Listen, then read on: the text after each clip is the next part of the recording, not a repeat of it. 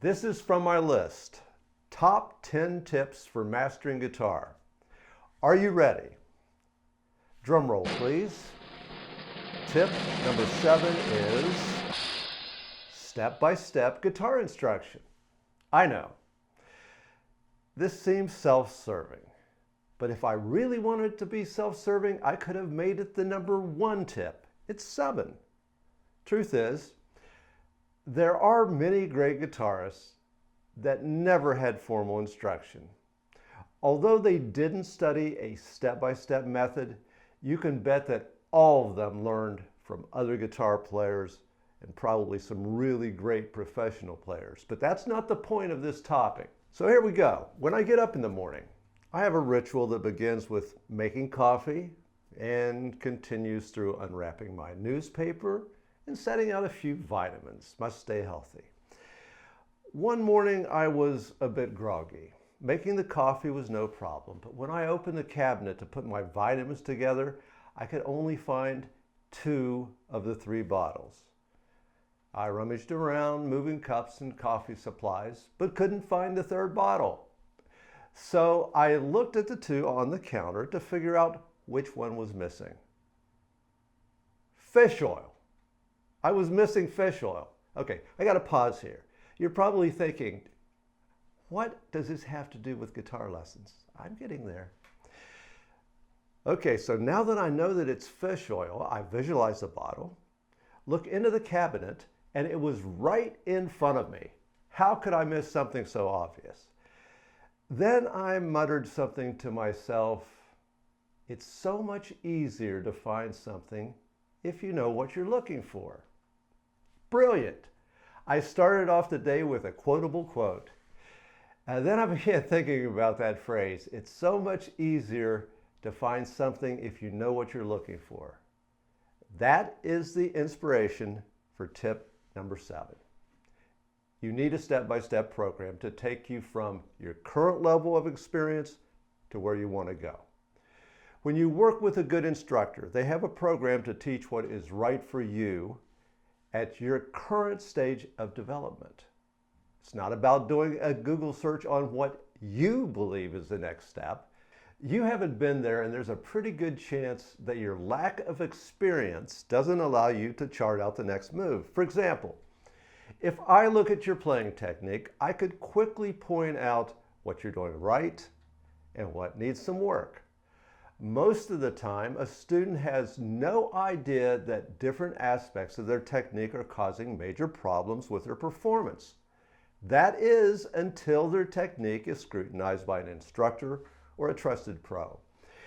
This doesn't just apply to beginners and intermediates. I can look at an advanced player's technique and usually find a major problem, and it's often something that has held them back from attaining their goals. So back to the quote that I mentioned at the beginning of this. It's so much easier to find something if you know what you're looking for. Once an instructor says that you're not bending notes to pitch, for example, you know what needs to be corrected. Then a Google search can be very helpful as long as it doesn't conflict with the advice from your teacher. So now let's talk about personal instructors. Most don't have a step-by-step program to follow. When you arrive at your lesson, the teacher's first question is, that's right. So what do you want to work on today? I've been there. This isn't good. Chances are the instructor hasn't made any notes on what was accomplished last week. So you're off to a fresh new beginning with each lesson. Even so, if an instructor like this is your only choice, you can take control of the situation and gain from it. After each lesson, you make notes about what was accomplished. At the beginning of your next lesson, review your notes with the instructor and have her sign off on the lesson. Prove that you accomplished that lesson's goals before moving on. Now, guitar instructors are usually, maybe always, underpaid. To make ends meet, many are only willing to dole out a little information in each lesson. If you're not making progress, speak up. Be sure that you leave the lesson with enough of a workload to carry you through to the next lesson. Now, currently, I'm willing to check your progress for free. That may change in the future. If so, the change will appear as a title down here someplace. For now, shoot a quick video of your playing one of my exercises. Upload it to your YouTube channel, set the video to unlisted, and send me the link. I love seeing students play along with my lesson exercises. It gives me the opportunity to make modifications to the lesson and to make changes in a future lesson revision. It allows us to work on this program together. Even more important, it allows you to move forward with confidence or continue working on the lesson until it's accomplished. Speaking of accomplishing a lesson, let's begin today's lesson. It's a good one. First up is a demonstration of string bending. Bends are typically whole step. You're bending a fretted note to sound a whole step higher. For example, 3rd string 7th fret, you bend it to sound like the note a whole step higher. 3rd string 9th fret. That's a whole step bend. In the bend demonstration that's included with the tab, you'll find the 1st string, 8th fret, bend to sound like the 10th fret.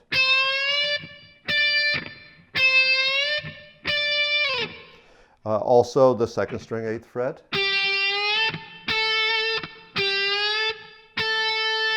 And by the way, this is the way to check your bend to make sure that it sounds correct. It's got to sound like the note a whole step higher. Also notice that I am using all 4 fingers to bend this. Now I'm in the pentatonic, the first pattern in the pentatonic scale. So when I'm on the 3rd string, I only have 3 fingers because of the way my fingers are positioned in the pentatonic. So I bend the string with 3 fingers. You want to use as many fingers as possible so it doesn't slip off like this. That's an ugly sound and not what we're looking for. As you probably imagine, it's important to bend to pitch. Bends don't need to always be played perfectly if they're played quickly, like a lot of bends are. And so, was that right to pitch? Yes? No? You can't tell, because it's very fast. You can also cheat and add some vibrato instead of trying to sustain a note right on pitch like this. Vibrato isn't a single pitch, so you don't need to be quite as accurate. To bend to pitch, plug your guitar into a tuner or open a tuning app. Look away from the tuner, bend the string, and look back to see if you're sharp or flat. Usually, you'll be consistently one or the other, and that's easier to adjust than to be flat sometimes and sharp other times. Most of the time that a string is bent, you're doing it so quickly that you can't listen for the pitch. You must learn the feeling of bending to pitch. To complicate matters, that feeling changes depending on your position on the neck. In the middle of the neck, frets are spaced further apart than 12 frets higher. So as you move up the neck, the physical act of bending a string requires less bend. This is something that requires constant practice as you continue to master guitar. My classic guitar licks lesson is full of bends. As I practice the licks, I spend as much time checking the bends as I do actually playing the licks. As you review recordings of your live playing, there is nothing quite as disturbing as hearing notes not bent to pitch. So be patient with this one. It will not be mastered in the next month or year, maybe never. I'm still working on it. Exercise 1 includes both hammers and pulls. Here it is at 80 beats per minute.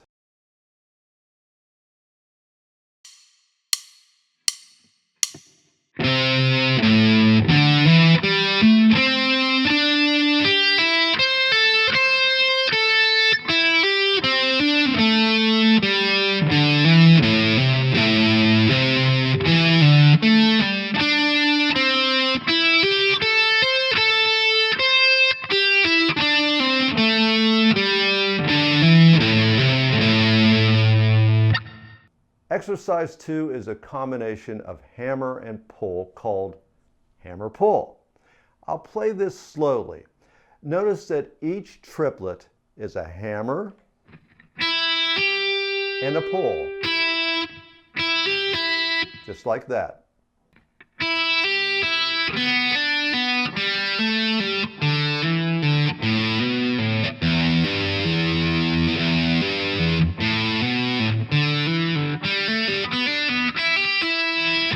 Okay, here's the hammer pull exercise along with the animated tab.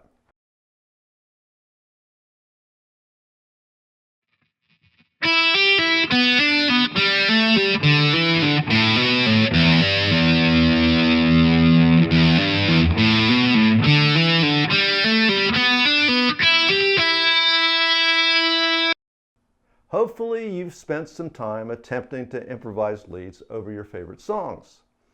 To play a lead over a track, the first thing that you need to do is identify the key of the song.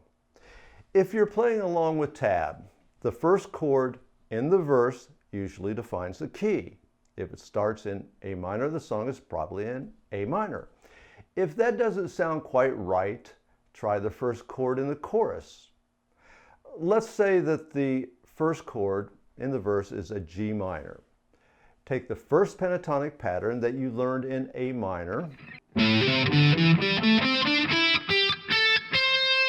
and move it down 2 frets so the root is on G. So now it's G minor. Play a few riffs or scales from G to G.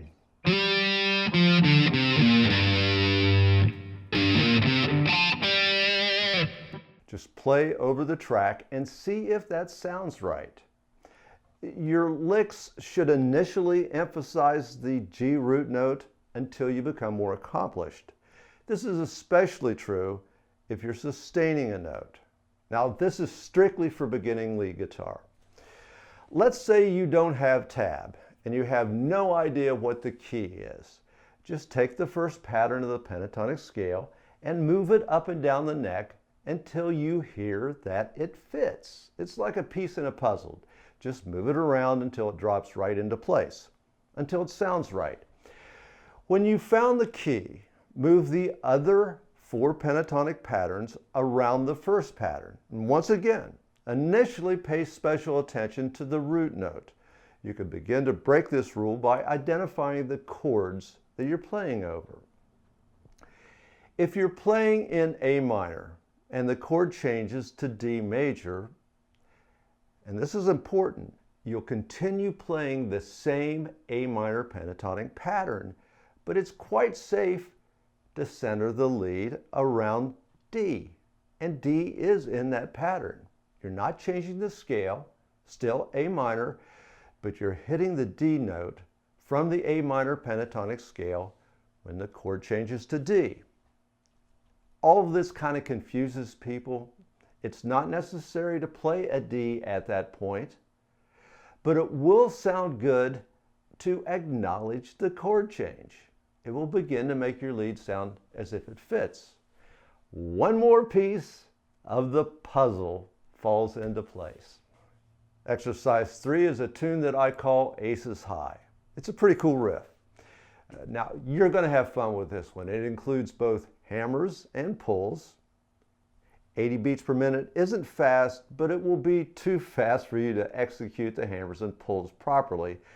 So be sure to practice each section slowly with Guitar Pro if possible. Gradually increase speed over the next week. If you can't quite get to 80 beats per minute, that's okay. Put it on your practice list and review this one until you've got it down.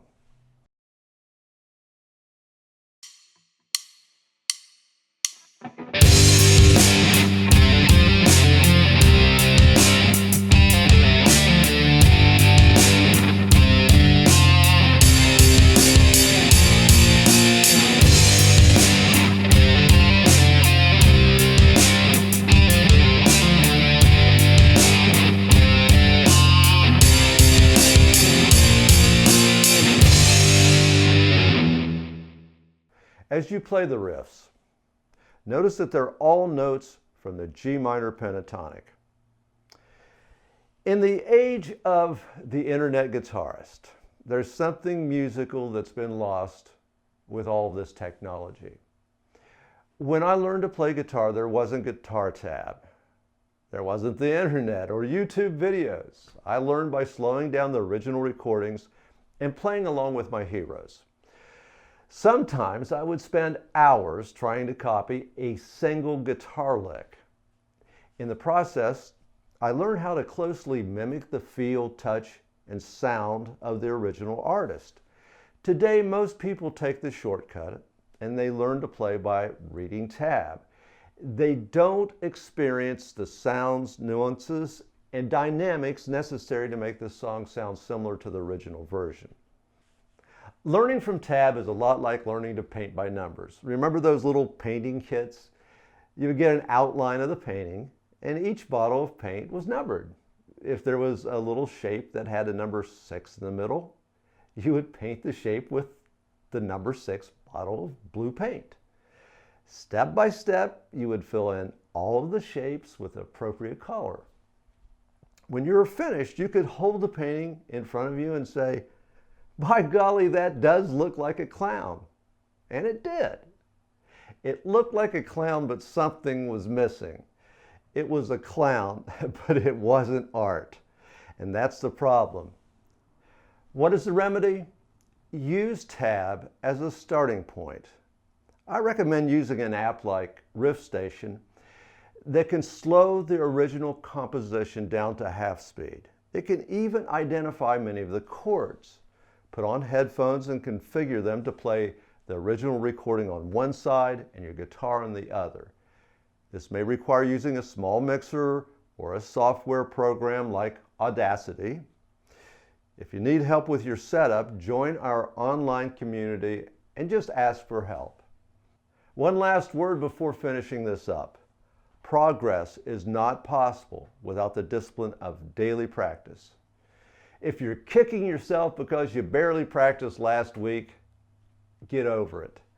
We all have weeks like that, and there's nothing you can do about the past. Just get back on track this week, and you'll be proud of your accomplishment. I want to see how you're doing. Send a link to a YouTube clip of your playing so I can take a look at it. Till then, see you next week.